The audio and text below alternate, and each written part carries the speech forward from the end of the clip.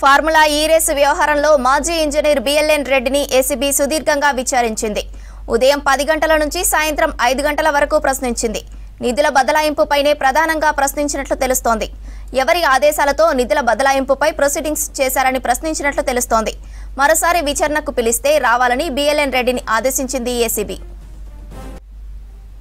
ఇదే విషయానికి సంబంధించి మరింత సమాచారం రాంప్రసాద్ అందిస్తారు. రాంప్రసాద్, బిఎల్ఎన్ రెడ్డిని ఏసీబీ ఏ అంశాలపై ప్రశ్నించింది? అప్డేట్స్ ఏంటి?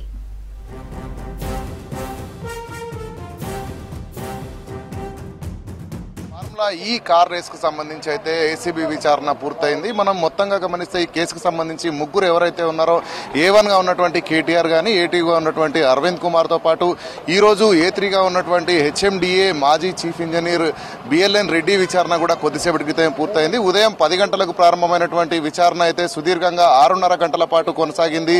6.5 గంటల పాటు కూడా ఈ యొక్క ఏసీబీ అధికారులు అయితే ఇటు ఈ ఫార్ములా రేస్ కి సంబంధించి అయితే మనం గమనిస్తే నిధుల బదిలీకి సంబంధించి అయితే ఎలాంటి నిర్ణయాలు తీసుకున్నారు, ఎందుకు నిబంధనలకు విరుద్ధంగా నిర్ణయాలు తీసుకోవాల్సిన అవసరం వచ్చిందనేటువంటి అన్ని అంశాలపైన అయితే వారు ఈ ప్రశ్నల వర్షం కురిపించడం జరిగింది. మనం ప్రస్తుతం ఏసీబీ ఆఫీస్ వద్ద అయితే ఉన్నాము. కొద్దిసేపటి కిందవే ఈ యొక్క ఏసీబీ విచారణ అయితే పూర్తయింది. మనం ఈ కేసులో కనుక గమనిస్తే ఫార్ములా ఈ కార్ రేస్ అనేది మనం చూసాం 2022-23 సంవత్సరంలో 9వ సీజన్ జరిగింది. అదేవిధంగా 2023-24 సంబంధించి 10వ సీజన్ కు సంబంధించి అయితే ఫార్ములా ఈ రేస్ ఒప్పందాలలో జాప్యం జరిగింది. అంతేకాకుండా ఇటు నిధుల దుర్వినియోగం వంటి పలు అభియోగాలపైన అయితే ఇటు రాష్ట్ర ప్రభుత్వం నుంచి సీనియర్ ఐఏఎస్ అధికారి దానకిషోర్ ఇచ్చినటువంటి ఫిర్యాదు మేరకు అయితే గత సంవత్సరంలో అయితే ఫిర్యాదు కేసు నమోదు చేయడం జరిగింది ఏసీబీ కేసు నమోదు చేసిన వెంటనే ఇటు A1 గా ఉన్న కేటీఆర్ ను దాంట్లో పొందుపరచడంతో అయితే తను క్వాష్ పిటిషన్ కూడా వెళ్లడం జరిగింది. తనపై వచ్చినటువంటి యొక్క A1 గా తనను నిందితుడిగా చేరుస్తూ కేసు పెట్టడం ఏంటని కూడా హైకోర్టును ఆశ్రయించిన క్రమంలో అయితే గత సంవత్సరం డిసెంబర్ 31న హైకోర్టులో క్వాష్ పిటిషన్ కు సంబంధించి మనం గమనిస్తే అది ఒక దానికి సంబంధించిన తీర్పును కూడా హైకోర్టు రిజర్వ్ చేయడం జరిగింది. ఇటీవలనే పిటిషన్ సంబంధించినటువంటి ఒక తీర్పును కూడా వెల్లడించి ఏసీబీ ఈ యొక్క కేసుకు సంబంధించి విచారణ కొనసాగించవచ్చు అని చెప్పిన అనంతరం అయితే ఇటు A1 గా ఉన్నటువంటి కేటీఆర్ ను విచారణ చేసినటువంటి ఏసీబీ అధికారులు అనంతరం అదేవిధంగా సీనియర్ ఐఏఎస్ అధికారి అరవింద్ కుమార్ తో పాటు A3 గా ఉన్నటువంటి బిఎల్ఎన్ రెడ్డిని అయితే ఈ రోజు విచారణ చేయడం జరిగింది. మొత్తంగా చూసుకుంటే ఫార్ములా ఈ కార్ రేస్ ఏదైతే ఉందో జరిగిన సందర్భంలో ఒప్పందాలకు సంబంధించి తీసుకున్నటువంటి నిర్ణయాలలో నిబంధనలకు విరుద్ధంగా ఎందుకు చేయాల్సి వచ్చిందనేటువంటి అంశంపైనే పూర్తి స్థాయిలో ఇటు ఏసీబీ అధికారులు అయితే ఫోకస్ చేయడం జరిగింది. అంతేకాకుండా నిధులకు సంబంధించి ఎవరి బలవంతంతో అయితే చేశారనేటువంటి అన్ని అంశాలను కూడా మనం ముఖ్యంగా గమనిస్తే HMDA పరిధి 10 కోట్ల రూపాయలకు మించి డబ్బులను పంపించాల్సిన సందర్భంలో ఇటు అప్పుడున్నటువంటి రాష్ట్ర ప్రభుత్వం అనుమతితో పాటు అదేవిధంగా ఇటు కేబినెట్ కు సంబంధించినటువంటి అనుమతి, అంతేకాకుండా ఫైనాన్షియల్ శాఖకు సంబంధించినటువంటి అనుమతులు తీసుకోవాల్సి ఉండగా ఈ అనుమతులను తీసుకోకుండానే నేరుగా ఇటు ఫారెన్ కు సంబంధించినటువంటి ఇంగ్లాండ్ కు చెందినటువంటి కంపెనీకి పంపించడం అయితే ఎందుకు చేశారు మనం చూస్తున్నాం. విజువల్స్ లో గమనించవచ్చు. ఏసీబీ ఆఫీస్ నుంచి ఇప్పుడే విచారణ పూర్తి చేసుకుని అయితే బిఎల్ఎన్ రెడ్డి తిరిగి వెళ్తున్నటువంటి దృశ్యాలను అయితే మనం V6 స్క్రీన్ పై చూస్తున్నాం. ఉదయం 10 గంటల నుంచి కూడా ఇటు ఏసీబీకి సంబంధించినటువంటి విచారణను ఎదుర్కొన్నటువంటి బిఎల్ఎన్ రెడ్డి అయితే ఇప్పుడే మనం వెళ్ళిపోవడాన్ని మనం గమనిస్తున్నాం. ఎందుకంటే చూస్తాం ప్రతిరోజు కూడా ఈ మొత్తం విచారణ మనం గమనిస్తే A1 గా ఉన్నటువంటి కేటీఆర్ ను కానీ అదేవిధంగా సీనియర్ ఐఏఎస్ అధికారి అరవింద్ కుమార్ ను కూడా సుమారు 6.5 గంటల పాటే ఈ ఏసీబీ అధికారులు అయితే విచారణ చేయడం జరిగింది. అదే క్రమంలో ఈ రోజు బిఎల్ఎన్ రెడ్డిని కూడా 6.5 గంటల పాటు అయితే ఇక్కడ అధికారులు విచారణ చేసిన అనంతరం అయితే తిరిగి వెళ్తున్నటువంటి దృశ్యాల్ని మనం చూస్తున్నాం. మొత్తంగా చూసుకుంటే ఏసీబీకి సంబంధించినటువంటి కేసు వ్యవహారంలో ఇప్పటికే A1, A2, A3 గా ఉన్నటువంటి ముగ్గురు నిందితులకు సంబంధించినటువంటి విచారణ కూడా పూర్తయిందని చెప్పవచ్చు.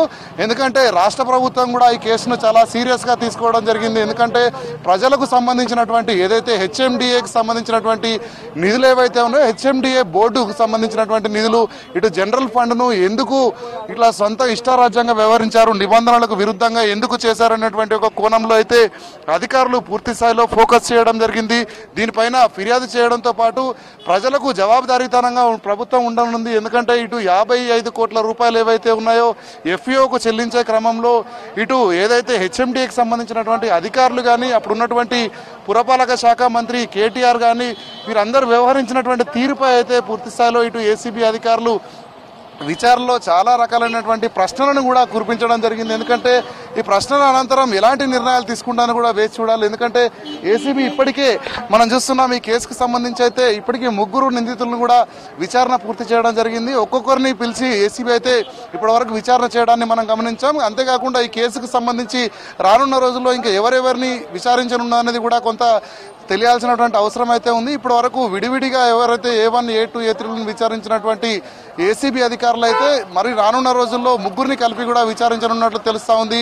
ఇప్పటి వరకు విచారణ ఎదుర్కొన్నటువంటి కేటీఆర్ కానీ, అరవింద్ కుమార్ కానీ, బిఎల్ఎన్ రెడ్డిలకు కూడా ఏసీబీ అధికారులు మరొక మారు పిలిస్తే రావాల్సినటువంటి అవసరం ఉంటుంది. ఎందుకంటే విచారణ అనేది ఇంకా ముందుకు తీసుకువెళ్లాల్సిన అవసరం ఉందని కూడా ఏసీబీ అధికారులు చెప్పినట్టు మనకు తెలుస్తా ఉంది. ముఖ్యంగా ఏదైతే హెచ్ఎండిఏ బోర్డుకు సంబంధించినటువంటి 45,75 లక్షల రూపాయలను ఇటు హెచ్ఎండిఏ బోర్డు నుంచి ఇక్కడ సంబంధిత ఏదైతే హిమాయత్ నగర్ లో ఉన్న ఇండియన్ ఓవర్సీస్ బ్యాంక్ నుంచి అయితే నేరుగా ఫారెన్ అకౌంట్ కు ఏ విధంగా చెల్లించారనేటువంటి అంశం పైన ఇటు ప్రశ్నలు కురిపించినట్టు మనకు తెలుస్తా ఉంది. ముఖ్యంగా ఈ ఏదైతే ఫెమా నిబంధనలు ఉల్లంఘించిన క్రమంలో 8 కోట్ల రూపాయలు కూడా ఇక్కడ హెచ్ఎండిఏకి సంబంధించినటువంటి నిధులు కూడా కొంత దుర్వినియోగమైనటువంటి కోణంలో కూడా ఏసీబీ అధికారులు అయితే ఈ 3 నిందితులుగా ఉన్నటువంటి వీరిని మనం చూడవచ్చు. ఇప్పటికే వారికి కేటాయించిన డేట్లలో అయితే విచారణ చేయడం జరిగింది. ఈ రోజుతో బిఎల్ఎన్ రెడ్డి విచారణ అనేది పూర్తయింది.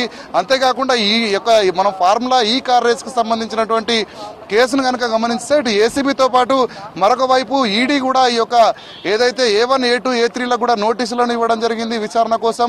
ఇప్పటికే A3గా ఉన్నటువంటి బిఎల్ఎన్ రెడ్డితో పాటు A2గా ఉన్నటువంటి అరవింద్ కుమార్ ను కూడా ఇక్కడ విచారణ చేసినటువంటి ఈడీ అధికారులు ఈ నెల 16వ తేదీన కేటీఆర్ ను విచారించబోతా ఉన్నారు. దీనికి సంబంధించి ఇప్పటికే నోటీస్ జారీ చేయడం జరిగింది. ఏసీబీ, ఈడీ రెండు కూడా ఈ యొక్క ఫార్ములా ఈ కార్ రేస్ కు సంబంధించి అయితే దూకుడుగా వ్యవహరిస్తున్నట్టు మనకు తెలుస్తుంది. ఎందుకంటే ప్రజాధనం 55 కోట్ల రూపాయలకు సంబంధించి అయితే ఈ 2 కేసులు కూడా ముడిపడి ఉన్న క్రమంలో ఖచ్చితంగా దీనికి సంబంధించి ఎవరు తప్పిదం జరిగింది, ఎవరి యొక్క బలవంతంతో అయితే ఈ నిధుల మళ్లింపు జరిగింది అనేటువంటి అన్ని అంశాలపైన కూడా ఏసీబీ దర్యాప్తు అనేది ఇప్పటివరకు కొనసాగింది. రానున్న రోజుల్లో ఏసీబీ ఎలాంటి విచారణను ముందుకు సాగిస్తుందనేది కూడా సర్వంత్రా ఉత్కంఠ కొనసాగుతుంది. శ్రవంతి.